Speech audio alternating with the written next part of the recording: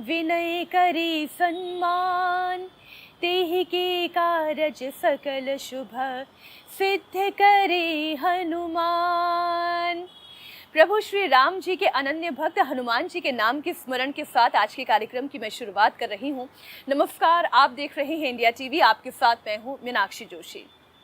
अयोध्या में श्री राम जी का भव्य मंदिर बन रहा है।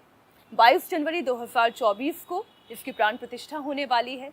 प्रधानमंत्री नरेंद्र मोदी भी पहुंचने वाले हैं। इस वक्त हर आम और खास हर व्यक्ति के मन में एक ही जिज्ञासा है, ये मंदिर कितना भव्य बन रहा है, कितना सुंदर बन रहा है। इसके आधारभूत संरचना से लेकर इस मंदिर के निर्माण में होने वाले व्यय, एक एक जानकारी लोग जानना चाहते हैं।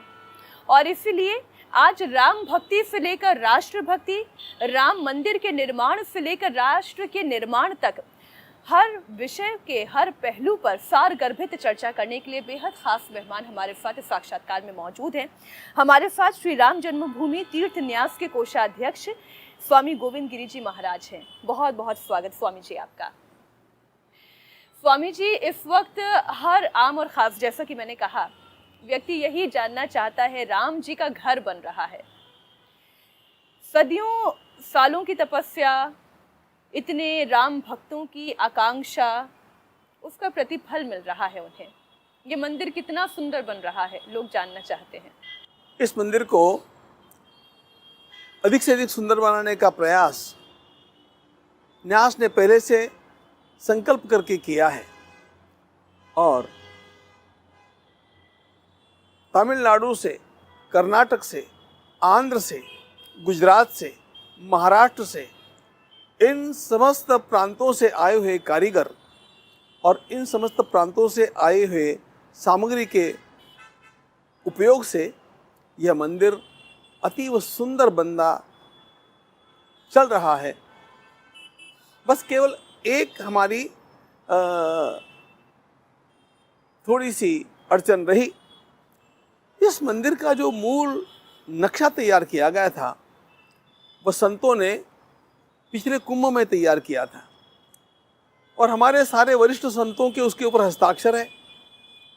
इसलिए लोगों को तो ऐसा लगता है कि ये सबसे भव्य दिव्य मंदिर बनना चाहिए, सबसे ऊंचा भी बनना चाहिए, लेकिन हम लोगों ने उस एक डॉक्यूमेंट के कारण, उन संतों के संकल्प के कारण एक सीमा का अनुभव किया। हम उनकी बात को किसी भी प्रकार से तोड़ना नहीं चाहते थे, इसलिए उन्होंने जिस ढांचे को, जिस प्रकार के मंदिर के प्रारूप को सुनिश्चित कर लिया था सर्वसहमति से, उसमें हम लोग केवल 2 प्रकार का परिवर्तन कर सके। एक तला उसका बढ़ा दिया, एक बात, और उन्होंने 3 शिखरों का वहाँ पर प्रस्ताव रखा था, हमने उसमें और 2 शिखर जोड़ दिए। तो इतना हम कर पाए हैं। तो आकृति से, आकार से ये मंदिर लोगों की अपेक्षा के अनुसार बहुत बड़ा नहीं है, फिर भी उसके भीतर की जो कलाकृति है वह संपूर्ण भारतीय संस्कृति का प्रतिबिंब उसमें दिखे, इस प्रकार की है। और पग पग पर आपको वहाँ पर भारतीय कला कौशल का दर्शन होगा, भारतीय संस्कृति का दर्शन होगा और संपूर्ण देश का प्रतिबिंब उस एक मंदिर के निर्माण में आप सबको मिलेगा। मैं ये कहूँगी कि ये बहुत बड़ी चुनौती है। एक ऐसा काम आपने अपने हाथों में लिया है और एक ऐसी भूमिका में आप हैं, आप कोषाध्यक्ष की भूमिका में हैं। आपको एक एक व्यय का ख्याल रखना है, चाहे वो नींव का निर्माण हो, छत का निर्माण हो, आंगन हो। जैसे कि मैंने शुरुआत में कहा, स्वामी जी, ये प्रभु का घर बन रहा है, ये आस्था का घर बन रहा है, ये संस्कृति का घर बन रहा है। तो स्वामी जी, शुरुआत में अनुमानित लागत कुछ तो मन में लेकर चले होंगे। देखो, अनुमानित लागत के अनुसार पहले ऐसा सोचा गया था कि 400 करोड़ लगने चाहिए, जो कि मेरा मत नहीं था, लेकिन ऐसा विचार प्रचलित हो गया। तुरंत हम लोगों के ध्यान में आया कि हम लोगों ने बहुत कम सोचा है, और उसके पश्चात 1100 करोड़ का विचार हम लोगों ने किया। 400 से 700, 700 से 1100 और लगभग 1400 करोड़ का व्यय इसमें होने वाला है, ऐसा हमारा आज का अनुमान है। अब ये जो बढ़ता गया, इसके कुछ कारण भी थे। हम लोगों को भी पता नहीं था कि किस प्रकार की चुनौती हमारी प्रतीक्षा कर रही है। किसी भी बहुत बड़े भवन का निर्माण उत्तम नींव के बिना नहीं हो सकता, और वहां पर नींव बनाने के लिए कोई हम लोगों को आधार ही नहीं मिल रहा था। संपूर्ण उस टापू में, उस स्थान में कितनी भी खुदाई करने पर भी कहीं पर भी हमें पत्थर नहीं मिला, केवल बालू बालू ही मिलती गई, रेत मिलती गई। ऐसे में हम लोगों का व्यय भी उस फाउंडेशन के बनाने में, उस नींव के निर्माण में अपेक्षा से अधिक हुआ, समय भी अधिक लग गया, क्योंकि उसके लिए अब जब बालू में ही बनाना है, रेत में ही बनाना है, और वो 1000 वर्षों तक टिकेगा, इस प्रकार का बनाना है, तो आवश्यकता थी कि हम किसी भी प्रकार का वहाँ पर और कम विचार न करें। देश के जितने भी विशेषज्ञ हैं,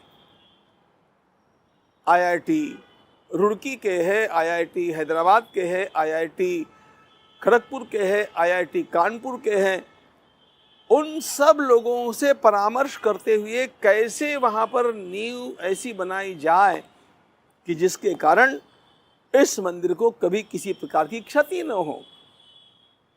अब ये सब विचार करने में, इन सारे एक्सपर्ट्स, इन विशेषज्ञों के एक मत तक आकर के पहुँचने में, उनके वहाँ पर आकर के निरीक्षण करने में और समय भी बहुत लग गया, कुछ व्यय भी हुआ, लेकिन न हमें उस व्यय का मराल है, न उस समय का भी है। हम देख रहे थे कि 500 वर्षों के पश्चात जब ये बन रहा है तो इसको उत्तम से उत्तम बनाना चाहिए, और किसी भी प्रकार का समझौता इस मंदिर के निर्माण में हम लोगों को किसी भी बात को, किसी भी पहलू को लेकर के नहीं करना चाहिए। लोगों की आकांक्षा, पीढ़ियों का सपना और संतों के हृदय की वह तीव्र लालसा अब साकार हो रही है। इसलिए हम इस पूरे गंभीर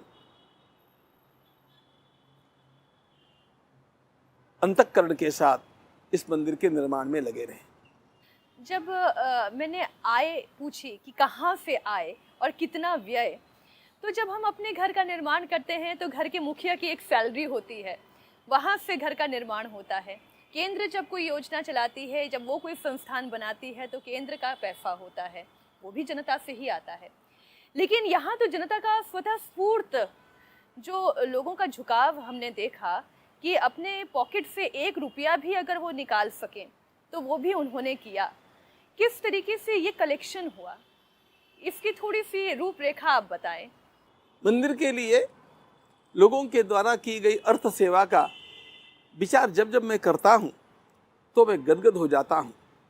मकर संक्रांति के अवसर पर राष्ट्रपति महोदय से पहला चेक लेकर के मैं बाहर निकला, और उसके पश्चात उस अभियान के अंतर्गत हर प्रदेश में स्थान स्थान पर जाकर के पहुंचने का मैंने प्रयास किया। रजवाड़ों से लेकर के झुग्गी झोपड़ियों तक मेरा प्रवास हुआ। आप खुद एक एक जगह गए? मैं गया, जितना घूम सकता था घूमा, एक भी दिन खाली नहीं रहा।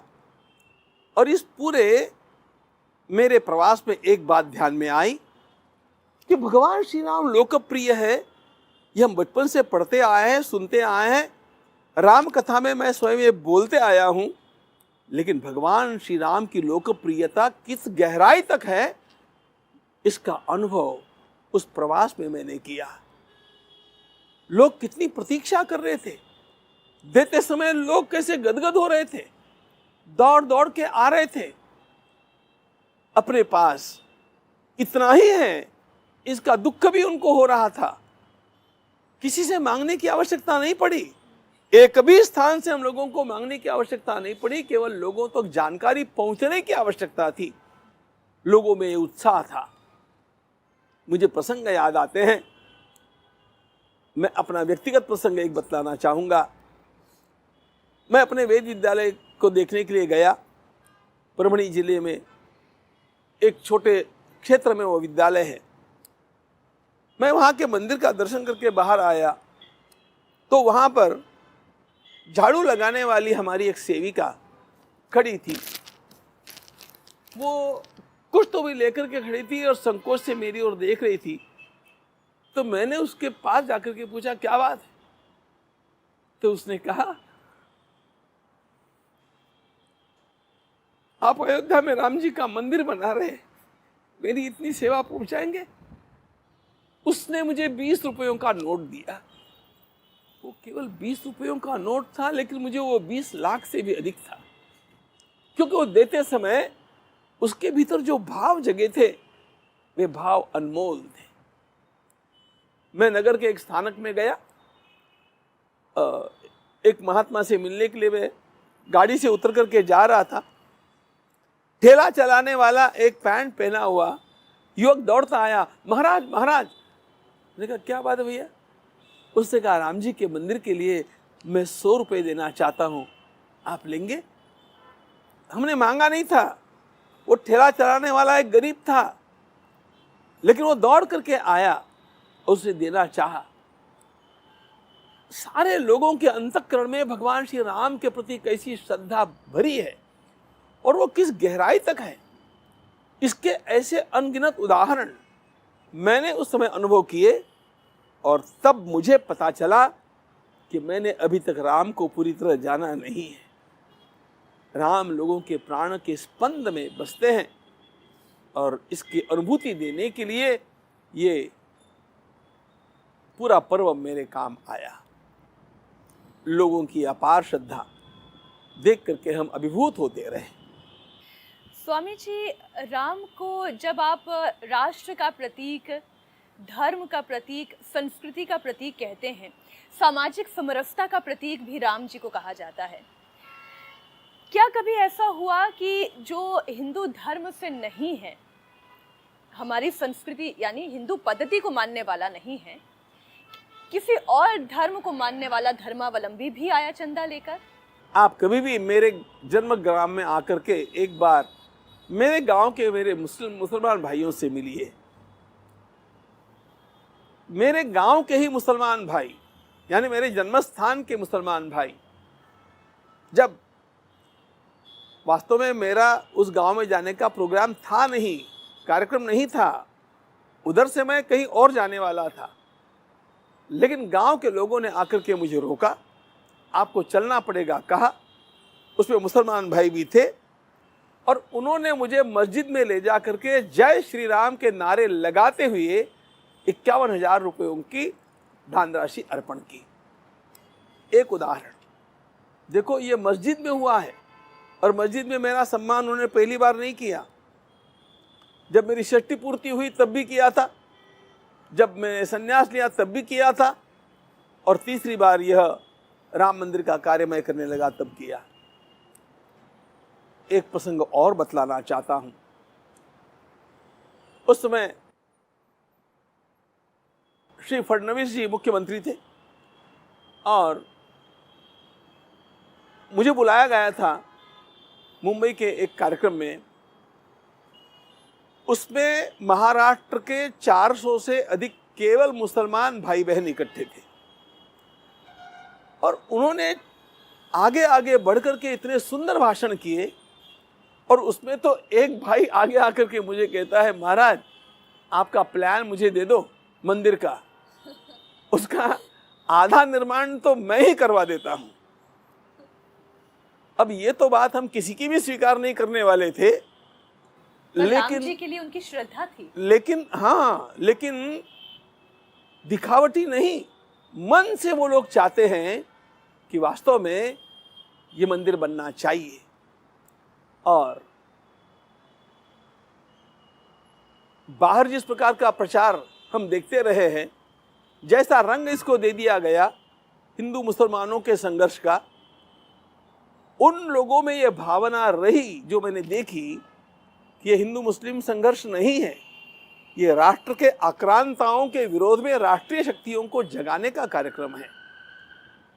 ये जान करके वो लोग हमारे साथ हो रहे थे और इसलिए इसमें इन सब लोगों का सहयोग है, ऐसा मुझे अत्यंत समाधान के साथ कहना है। स्वामी जी, जब इतना भव्य मंदिर बन रहा है और आपने कहा बहुत बड़े एकड़ में ये मंदिर फैला हुआ है, तो फिर आसपास जब भूमि का अधिग्रहण होना शुरू हुआ तो इस दौरान भी बड़ी सारी चुनौतियां आई होंगी। इस न्यास में आते हुए जब प्रथम बैठक हुई, प्रथम बैठक में मेरा स्वयं का यह प्रस्ताव था कि 67 एकड़ की भूमि भगवान श्री राम के मंदिर के लिए मुझे बहुत सीमित लगती है और इसलिए हम लोगों को कम से कम 108 एकड़ भूमि संपादित करनी चाहिए। ये मेरा ही प्रस्ताव था, मेरा सुझाव था। सब लोगों को अच्छा लगा और धीरे धीरे उसका आरंभ भी हुआ। अब इसमें बहुत सारी कठिनाइयां आती ही है। अयोध्या में जाकर के कोई भी छोटी सी भी भूमि लेना चाहेगा, उसको समस्याओं का सामना करना ही पड़ना है। 100% तो नहीं कहूँगा, लेकिन 98% अयोध्या की भूमि में इसी प्रकार का आपको कुछ न कुछ व्यवधान खड़ा होता है, ऐसा अनुभव आएगा। तो हम लोगों को भी हुआ, लेकिन हमारे साथी जो वहाँ के निवासी भी है और मंजे हुए हैं, उन लोगों ने धीरे धीरे इस प्रकार से लोगों को समझाते हुए और भूमि का संपादन का कार्य चालू रखा। अभी तक हम अपने लक्ष्य तक नहीं पहुँचे हैं, लेकिन मेरा विश्वास है कि कुछ दिनों के पश्चात हम लक्ष्य तक पहुँच जाएंगे। अब ये सारी बातें ये लोग बड़े समाधान के साथ कर रहे हैं। यदि आपके मन में हो कि व्यवधान कैसा आया, तो एक सज्जन ने एकाएक इसमें आपत्ति उठाई थी कि तीर्थ क्षेत्र के न्यास में कुछ तो भी गड़बड़ हुई है। और मैं पूछना चाह रही थी, आप खुद ही ले आए जी। मुझे वो दिन याद है, 13 जनवरी का वो दिन था। टीवी पर आया, किस में आया मुझे पता नहीं, लेकिन टीवी पर आ गया। उसी दिन पुणे का सारा प्रेस मेरे सामने आकर खड़ा हो गया कि आप कोषाध्यक्ष है, ये क्या गड़बड़ चली है, इतनी सी भूमि के लिए इतनी बड़ी राशि दे दी गई। अपने स्वभाव के अनुसार मैंने कहा, देखो मैं पुणे में हूँ, मामला अयोध्या का है, मैं 26 को अयोध्या जाने वाला हूँ। मैं आपको ये गलत है सही है कुछ भी आज कहने वाला नहीं हूँ। मैं अयोध्या से 2 जुलाई को लौटने वाला हूँ।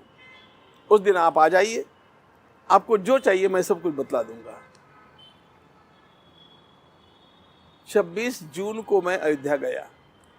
तब तक रोज रोज अखबारों में भी और बहुत लंबी चर्चा चली और कागज दिखा दिखा करके चल रही थी कि ये वो डॉक्यूमेंट्स राम मंदिर में घोटाला हुआ है। हाँ, ऐसा ही था।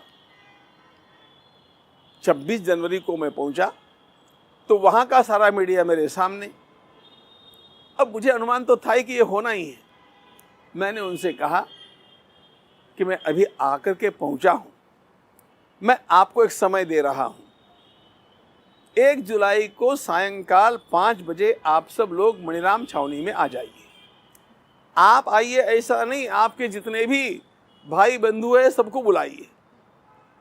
आई will face all and I will clarify everything, I am bound to. लेकिन मैं ये तब करूंगा, आज नहीं। मैं एक एक पन्ना जांचूंगा।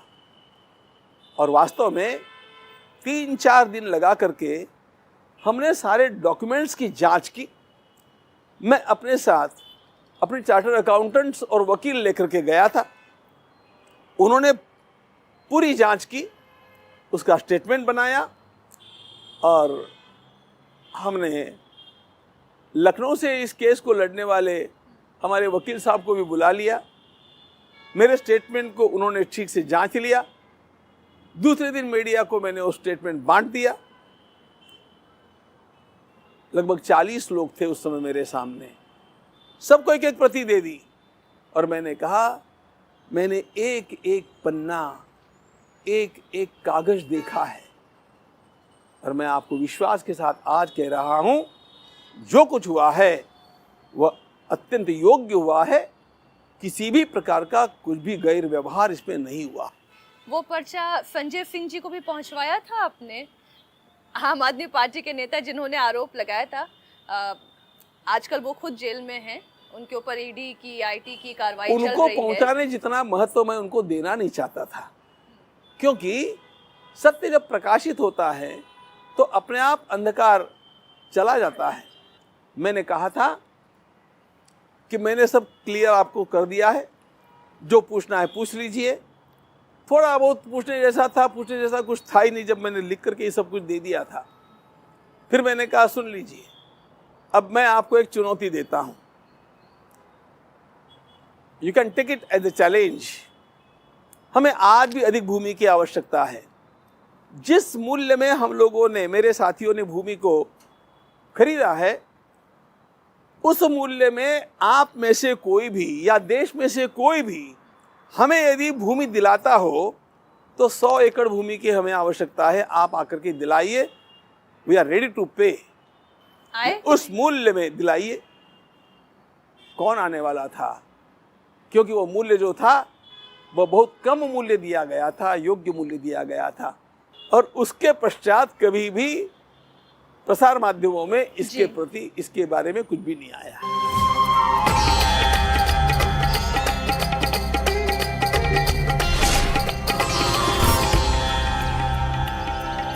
मंदिर के निर्माण की प्रक्रिया को लेकर जब मेरे मंदिर निर्माण समिति के अध्यक्ष नृपेंद्र मिश्र जी से बात हुई, तब उन्होंने बताया कि एक एक चीज का इतनी बारीकी से चुनाव किया गया। अब पत्थर भी आने हैं तो बंसी पहाड़पुर के पत्थर आएंगे, अगर मार्बल भी लगना है तो मकराने का मार्बल लगेगा, मकराना राजस्थान का जिला। इन सब में भी तो बहुत व्यय हुआ होगा, क्योंकि पत्थर का चुनाव आप और लकड़ी की बात क्यों नहीं कर रही? लकड़ी हमारे महाराष्ट्र से आई है गुजरात से आई, महाराष्ट्र से आई। पूरे देश में सबसे अच्छी लकड़ी महाराष्ट्र में है, ऐसा विशेषज्ञों का रिपोर्ट रहा। द टिकवुड ऑफ चंद्रपुर, इसलिए वो वहां से आया है। तो इस प्रकार से जो कुछ बढ़िया से बढ़िया वस्तु जहां मिलेगी वहां से हम लोगों ने उसको ग्रहण करने का प्रयास किया, क्योंकि ये भगवान श्री राम का मंदिर हम लोगों को बनाना है। हम लोगों के ऊपर कितना बड़ा दायित्व है, हम लोगों को इसका भान रहा है। क्या कभी जब भी न्यास के सदस्यों के बीच में चर्चा होती थी तो कॉस्ट कटिंग भी होती है ना, जब हम कोई संस्थान बनाते हैं? मैं बड़ी नॉर्मल भाषा में आपसे बात कर रही हूँ, कॉमनर की लैंग्वेज में, कि कॉस्ट कटिंग यहाँ पे अगर हम इतना घटाएंगे तो वहाँ पर इतना बढ़ा सकते हैं, नींव बहुत ज़रूरी है, उसमें इतना खर्चा हो गया तो चलिए वहाँ पे थोड़ा सा खर्च कम कर लेते हैं। कभी ऐसा भी होता था? ऐसी चर्चा होती तो थी, लेकिन वह एक बात को केंद्र में रख कर के होती थी, हमें मंदिर बनाने की क्वालिटी के साथ कोई समझौता नहीं करना है। बिल्कुल उसका स्तर उसी प्रकार का रखते हुए यदि कहीं हम कॉस्ट कटिंग कर सकते हैं तो करनी चाहिए। इसके ऊपर सबका एक मत रहता था और इसको ध्यान में रखते हुए ही जो कुछ कॉस्ट कटिंग की गई है वैसे की गई है। अब आपको श्री राम जन्मभूमि तीर्थ न्यास के कोषाध्यक्ष के रूप में चयन किया गया, तो पहली बात आपके मन में क्या आई थी? ये जब मैंने सुना तो मैं हंस दिया, जैसे आप हंसी है ना। नहीं, क्योंकि मुझे पता चला कि बड़े बड़े संतों की आकांक्षा थी इस कार्य में ये भूमिका निभाने की, लेकिन मोदी जी ने आपको चुना। तो जब ये, अब आपने कहा कि बड़े बड़े संतों की आकांक्षा थी, ये बात मुझे हमारे माननीय, देखो हम योगी जी का उल्लेख जब करते हैं ना तो पूज्य भी करते हैं, क्योंकि वे हमारे लिए महंत भी है, बड़े महंत, वरिष्ठ महंत है। तो पूज्य योगी जी ने भी मुझे कहा था कि महाराज बहुत लोगों ने प्रयास किया था इसके लिए, लेकिन भगवान ने आपको बुला लिया। मैंने कहा मैंने तो सोचा भी नहीं था, इच्छा भी नहीं की थी, लेकिन भगवान ने जब इस प्रकार से मुझे यह सेवा का अवसर दिया है, तो जब कोषाध्यक्ष के रूप में मेरे नाम का चयन हुआ तो मैं इसलिए मुस्कुरा दिया कि अब ये मेरी नई परीक्षा है, क्योंकि मेरा अर्थ के साथ कोई संबंध नहीं, बिल्कुल नहीं। हमारा महर्षि वेदव्यास प्रतिष्ठान है जो 36 वेद विद्यालय चलाता है पूरे देश में, जम्मू से कश्मीर तक, और वेदर्षि तपोवन नाम का महाविद्यालय उन्होंने निर्माण किया है। ये सारा काम जिस प्रतिष्ठान से होता है, जिसका संस्थापक अध्यक्ष मैं रहा हूँ, उसके भी किसी चेकबुक पर मेरा हस्ताक्षर नहीं होता है। Not that I don't sign it, I am not a signatory even, मैं इतना उससे अलिप्त रहा हूँ। और यहाँ इतना आपको कोषाध्यक्ष बना दिया और ये झमेले में मुझे डाल दिया गया झमेला लेकिन मैंने उसको इस दृष्टि से लिया कि भगवान श्री राम परीक्षा लेना चाहते हैं, और मुझे विश्वास था कि हमारी माता जी सीता जी की कृपा से मैं इस परीक्षा से उत्तीर्ण होकर के निकलूंगा। अब ऐसा खेल तो चलते ही रहता। जब आप कोषाध्यक्ष के रूप में चयन कर लिया गया आपका, तो योगी जी से जो आपकी बात हुई वो तो आपने बताई, मोदी जी से बात हुई? मोदी जी से बात तो बहुत सारी हुई, लेकिन मुझे क्यों बना दिया गया ये मैं कह को पूछूं उनको हम लोगों की एक पद्धति है, आपको ये काम करना है, ये निश्चित हो गया, उस काम को करना है। और अवश्य हमारे एक संत है जिनमें मेरा बड़ा गुरु भाव है, पूज्य स्वामी गुरु शरणानंद जी महाराज रमन रेती के। जब मैंने उनसे बात की तो मैंने उनसे कहा कि महाराज कोषाध्यक्ष बना दिया गया मुझे, मैं कैसे कर पाऊंगा? तुरंत उन्होंने कहा जिसने आपको बनाया है वो आपको वह क्षमता भी देगा कि आप इसको उत्तम रीति से कर सकेंगे। भगवान का विश्वास रख करके आगे बढ़ना चाहिए, वही हमारा आलम्बन है। आपने कहा मोदी जी से कई बार बात हुई है और कई विषयों पर बात हुई है। वो किस तरीके से राम मंदिर को सोचते हैं, राम में उनकी कितनी आस्था है, हम कई बार सुन चुके हैं। कई बार उन्होंने मंचों से, अलग अलग साक्षात्कारों में कहा है। लेकिन जब राम मंदिर के निर्माण की बात आती है तो विदेश के दौरे से आने के साथ साथ राम मंदिर में कैसा निर्माण चल रहा है वो अवलोकन करने के लिए चले जाते हैं। किस तरीके की चर्चा आप लोगों के बीच में होती है? कैसी, अगर मैं कहूँ, गाइडेंस आती है, या उनके मन में क्या चलता है? देखिए, इस महापुरुष का मैंने जो देखा है वो हर बात को बड़ी गहराई से सोचते हैं, और जिस समय जिस बात को सोचते हैं उसमें पूरी तरह एकाग्र हो जाते हैं, उसके बारीक बारीक पहलुओं का विचार करते हैं। और इसीलिए अनेक बार जब जब मिलना हुआ, कोई न कोई अच्छा सुझाव उनके द्वारा आता गया, या विशेष जानकारी लेने का उनका प्रयास दिखा। मंदिर बन रहा है, यहाँ पर दिव्यांगों का प्रवेश कैसे होगा, ये उनका प्रश्न रहा। मंदिर का जब भूमि पूजन होना था, कार्य का शुभारंभ, तो उसमें क्या क्या होना है ये हम लोगों ने बताया।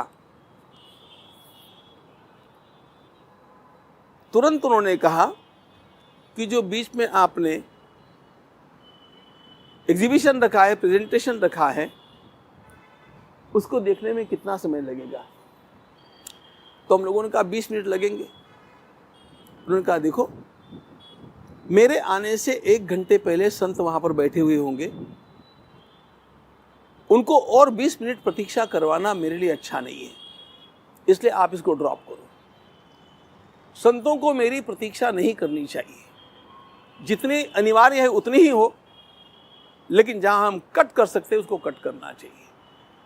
सामने वाले को किसी प्रकार से, और जब वे विशेष रूप से संत होते तब उन्हें किसी प्रकार से कष्ट नहीं पहुंचना चाहिए, उनकी मर्यादा रहनी चाहिए, सम्मान रहना चाहिए, उनका भाव होता है। अभी आगामी 22 तारीख की भी एक बात आपको बतला देता हूं। जो मंच बनना है, लगभग नीचे से ऊपर उन सीढ़ियों के अंतर के कारण 14 फीट ऊपर मंच रहेगा हाइट। उनको ये मान्य नहीं था। हमारी अब जब अंतिम बैठक हुई, जब हम निमंत्रण देने के लिए गए थे, उन्होंने कहा ना ना, इतनी ऊंचाई पर मुझे नहीं रहना चाहिए, आप किसी भी प्रकार को नीचे लाओ, कम से कम आधे हाइट तक लाओ। लेकिन हमारे नृपेंद्र जी ने कहा कि इंजीनियर्स ने सभी प्रकार के ऑप्शंस टटोल लिए हैं और वो उसमें बैठता नहीं है। अब बैठता ही नहीं है, कहने पर उनको स्वीकार करना तो अनिवार्य था, लेकिन हमने अनुभव किया कि वो उनको बहुत अच्छा नहीं लगा। उनको लगता है कि संतों के और मेरे बीच में कम से कम अंतर रहे। सुरक्षा की दृष्टि से, औपचारिकताओं की दृष्टि से जो रहना है वो तो ठीक है, लेकिन ये बहुत ज़्यादा हो जाता है। इस प्रकार से हर बात की ओर देखने का उनका एक विशिष्ट पहलू होता है। अब सादी बात है, हम जब मिलने गए तो 5:15 बजे का समय उन्होंने दिया था और 5:15 बजे वो दरवाजे में खड़े थे हमारे स्वागत के लिए। 5:15 से 6:30 तक 1.25 घंटा हम लोग साथ में बैठे। हम लोगों ने औपचारिकताओं के पश्चात पहला प्रश्न उनसे किया कि ये कार्यक्रम कैसे करना है। उनका उत्तर क्या था? राम जन्मभूमि तीर्थ क्षेत्र के न्यासी मंडल के रूप में आप पधारे हैं, कार्यक्रम आपका है, आप मुझे बताइए मुझे वहां पर आकर के क्या करना है। जैसा आपका निर्देश होगा वैसे मैं करूंगा। अब ये बात एकाध प्रधानमंत्री के मुख से निकलना, that shows his culture, that shows his humility, that shows his tenderness. ये सब कुछ उनमें दिखता है। तब फिर हमने बताया कि ऐसा ऐसा हमने सोचा है। फिर जो जो हमने सोचा है उसमें बारीक बारीक प्रश्न वो करते रहे। जैसा कि हमने कहा कि पहले आपको जटायु के स्मारक के पास जाकर के वहाँ पर जटायु जी के विग्रह को, उनकी मूर्ति को पुष्पांजलि अर्पित करनी चाहिए और उसके पश्चात मंदिर की प्रतिष्ठा के लिए जाना चाहिए। जटायु भगवान श्री राम के लिए बलिदान करने वाले समस्त हुतात्माओं के प्रतिनिधि हैं, प्रतीक है। तो उनको बहुत अच्छा लगा ये कि आरंभ से लेकर के कार सेवकों पर्यंत भगवान श्री राम के लिए जिन्होंने बलिदान किया, उन सभी की पूजा एक जटायु की पूजा करने से हो जाती है। That's fine. लेकिन उसके पश्चात तुरंत उन्होंने वो फाउंडेशन कैसा है जटायु का और उसकी ऊंचाई कितनी है और कैसे जाना पड़ेगा, व्यवस्था है क्या क्या, हर बात का डिटेलिंग वो देखते रहे। फिर अपने अनुभव सुनाते रहे कि स्टैच्यू ऑफ यूनिटी को बनाते समय कैसे उसके फाउंडेशन का चयन उन्होंने किया था। तो ऐसा विचारों का आदान प्रदान होता है, पूरे खुले मन से 1.25 घंटे तक होता रहा। कभी ऐसा मन में नहीं आता ना कि एक प्रधानमंत्री से हम बात कर रहे हैं, कभी वो ऐसा महसूस नहीं कराने देते। सामाजिक समरसता का आधार राम है, गुणों की खान राम है, लेकिन राम जैसा बनना वो भी कलयुग में, त्रेता युग में भी रावण को रामत्व तब प्राप्त हुआ जब वो अपने अंत के निकट आ गया। इस कलयुग में कोई राम जैसा कैसे बन पाएगा? इम्पॉसिबल सा नहीं लगता? भगवान श्री राम जैसा बनने का प्रयास किया जाना चाहिए, ये हमारी परंपरा का आग्रह है। रामादिवद वर्तितव्यम, राम जैसा बनने का प्रयास करो। देखो, राम जैसा कौन बन सकेगा या नहीं बन सकेगा, ये उसके स्वयं के निश्चय पर निर्भर करता है। और कुछ किसी को याद आवे नहीं आवे, लेकिन मैं एक नाम आपको बतला सकता हूं जो मुझे श्री राम जैसा लगता है। छत्रपति शिवाजी महाराज का जीवन भगवान श्री राम जैसा जीवन है, और इसलिए भगवान श्री राम और भगवान श्री कृष्ण के पश्चात मुझे उनके जैसे गुणों की कहानी कोई दिखती नहीं है। और इसीलिए मेरा ऐसा आग्रह है कि छत्रपति शिवाजी महाराज की भी कथा धर्म के व्यासपीठ के ऊपर कही जानी चाहिए। और पूज्य स्वामी रामदेव जी महाराज ने मुझे निमंत्रित किया है कि आगामी चैत्र नवरात्रि में छत्रपति शिवाजी महाराज की कथा, राजर्षि शिवाजी की कथा मैं पतंजलि योगपीठ से आरंभ करूं। अब एक दूसरी बात मुझे आपको बतलानी है। शिवाजी महाराज की बात अपने स्थान पर है, लेकिन हम राम जैसा बन सके चाहे न बन सके, लेकिन सही क्या है और गलत क्या है, इसका निर्णय करते समय हम राम का मापदंड अपने सामने रखें। क्योंकि हम लोगों को किसे सही कहा जाए, किसे गलत कहा जाए, इसका विवेक ही नहीं रहता है। भगवान श्री राम हमारे जीवनादर्श है। इसका अर्थ यह है कि सही गलत का निर्णय करते समय आपको उसके साथ तुलना करके सोचना चाहिए। अच्छा, एक बात और है, रात्रि के अंधकार में, पुराने जमाने में जब सागर में नौकाएं चलती थी, तब उन नौकाओं को अपने मार्ग पर चलना होता था, लेकिन अपना मार्ग तय करते समय वे ध्रुव की ओर देखते थे, उस तारे की ओर देखते थे। ध्रुव तारे पर पहुंचना नहीं होता है, लेकिन उस तारे को देख करके जैसे अपनी दिशा का निर्णय करना होता है, उसी प्रकार हम राम बने चाहे न बने, लेकिन अच्छाई और बुराई का निर्णय राम को देख करके किया। बहुत सुंदर। स्वामी जी, आप भारत भक्ति कथा करते हैं, और इस भारत भक्ति कथा के जरिए नचिकेता से लेकर चाणक्य तक राजनीति की रूपरेखा क्या होनी चाहिए? नचिकेता से लेकर के नेताजी तक। हाँ, ठीक है, मॉडर्न सिविलाइजेशन में आ जाते हैं। मैंने वैसा ही किया है। मैंने यही कहा है, चारों वेदों से चंद्रयान तक और नचिकेता से नेताजी तक।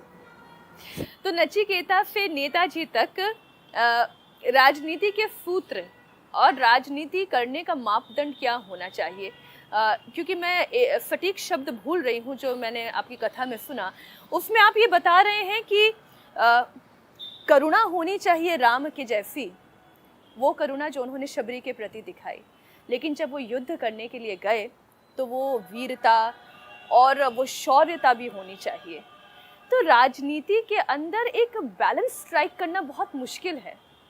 कई बार कहते हैं कि काजल की कोठरी है, दाग लग जाते हैं। राजनीति में कैसे होगा वो बैलेंस स्ट्राइक, कैसे होगा? जिसको राजनीति करनी है उसे सबसे पहले शत्रु मित्र का विवेक करना आना चाहिए। पहली बात ये बाहर की राजनीति के लिए, और अपने स्वयं को जब राजनीति के लिए योग्य बनाना है तब उसे योग्य और अयोग्य का निर्णय करने आना चाहिए। देखो, ये सारी बातें विवेक के ऊपर अधिष्ठित होती है।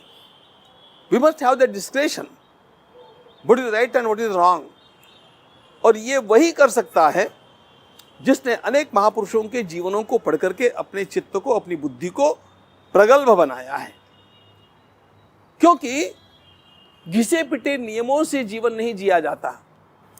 Life is not mathematical, neither it is logical, it's a chemistry. और इसलिए किस समय मुझे कैसा व्यवहार करना चाहिए, यह नीति हमारे भीतर जागृत हो जाए। मैं कृष्ण नीति पर भी बोलता हूं। नीति का अर्थ क्या होता है? Patterns of behaviour. और patterns of behaviour differ according to the situation as well as according to the relation. मैं किसके साथ कैसा व्यवहार करूंगा इसका एक नियम घिसा पिटा नहीं होता है। मैं किसके सामने हूं और एक अंदर एक सारी परिस्थिति कैसी है इसको देख करके नियम होते हैं।